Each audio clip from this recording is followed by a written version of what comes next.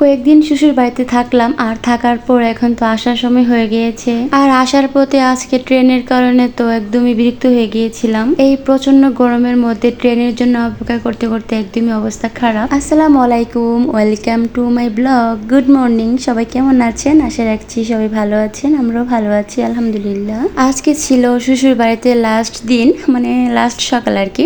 আজকে আমরা ব্রাহ্মণবাড়িয়া চলে যাব। আর ঘুম থেকে ওঠার পর একটু উঠানে হাঁটতেছিলাম। আমার শাশুড়ি মা মানে হাঁস তারপর মুরগিগুলা পালে আর কি, তো এগুলোই দেখতেছিলাম। তারপর কিছুক্ষণ হাঁটাহাঁটি করে আসলাম এখানে পরোটা বানানোর জন্য।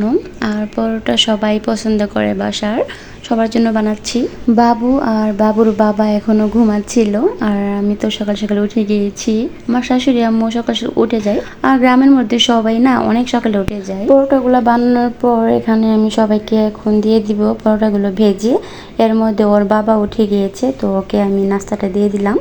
ও এখন খাওয়া দাওয়া করে নিবে, আর সবাই অফ ক্যামেরাতে করে নিয়েছে নাস্তা। এখন আমিও করে নিব সকালের নাস্তা। পরোটা দিয়ে গরুর মাংস ভালোই লাগে, তাই না? আর ঈদের পরে তো শুধু গরুর মাংস খাইতে খেতে আসলে ভালোই লাগে না। যে যেখান থেকে আমার ব্লগ ভিডিওটি দেখতেছেন প্লিজ একটা লাইক দিয়ে দিবেন।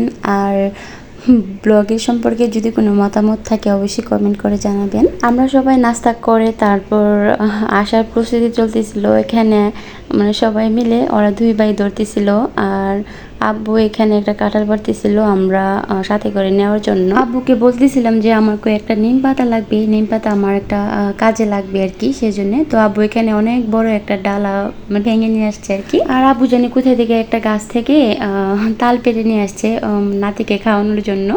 আর এই তো সবকিছু করে এখন আমাদের যাওয়ার পালা। এটা ছিল দুপুরে এক মুহূর্তে আর কি, আমাদের ট্রেন ছিল, তো আমরা বের হয়ে গিয়েছি। আর এত বেশি রৌদ্র ছিল আজকে। আব্বু আম্মু সবাই আমাদেরকে এগিয়ে দিতে আসছিল, আর আব্বু তো আমাদের সাথে নিয়ে নিয়েছে, আমাদেরকে ট্রেনে উঠিয়ে দিয়ে আসবে। আর আজকে এত বেশি গরম ছিল, মানে একদমই বলার বাইরে। ঈদের 2 দিন পর অনেক অনেক বেশি গরম ছিল। এই গরমের মধ্যে গাড়ি জার্নি করাটা যে কতটা কষ্টের আল্লাহ। এই তো আমরা স্টেশন চলে আসলাম, আর এসে শুনি যে ট্রেন নাকি অনেক বেশি লেট। তো এখন আর কি করব, অপেক্ষা করা ছাড়া তো কোনো উপায় নাই।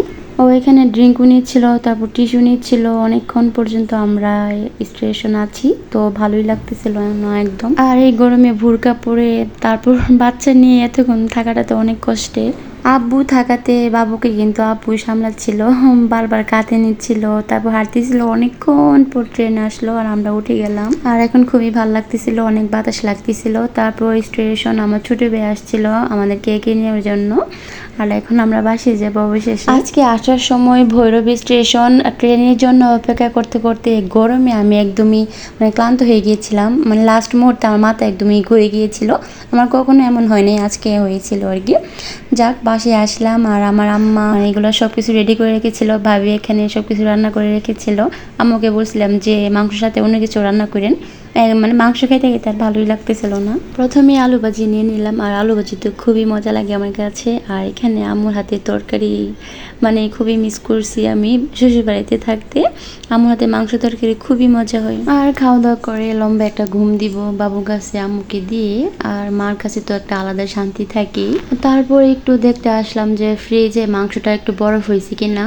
আমার শ্বশুর শাশুড়ি এখানে কয়েক পুটলা মাংস দিয়ে দিয়েছিল, আর অলরেডি বরফ হয়ে গিয়েছে।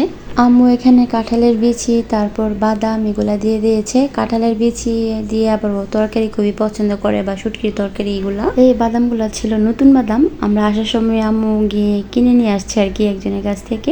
আর এগুলা দিয়ে দিয়েছে। তারপর এখানে তো নিম পাতাগুলা মানে গরমে একদমই শুকিয়ে যাচ্ছিল আর কি, তাড়াতাড়ি করে ফ্রিজে রেখে দিলাম। আর এখানে একটা কাঁঠাল দিয়ে দিয়েছিল অনেক বড়। বিকালের দিকে ও কাঁঠালটা বলতেছিল যে ভেঙে দিয়ে খেয়ে পেকে গিয়েছে কিনা। আর সত্যি পেকে গিয়েছে, মানে কাঁঠালটা এত বেশি মজার। আমার শ্বশুরবাড়ির কাঁঠাল আসলে অনেক মজার, আর কালারটাও তো জাস্ট ওয়াও। আমি না বাবু হওয়ার আগে তেমন বেশি কাঁঠাল পছন্দই করতাম না, একদম শক্ত কাঁঠাল হলে একটু খাইতাম। কিন্তু বাবু পেটে আসার পর থেকে কাঁঠাল আমার কাছে অনেক ভালো লাগে।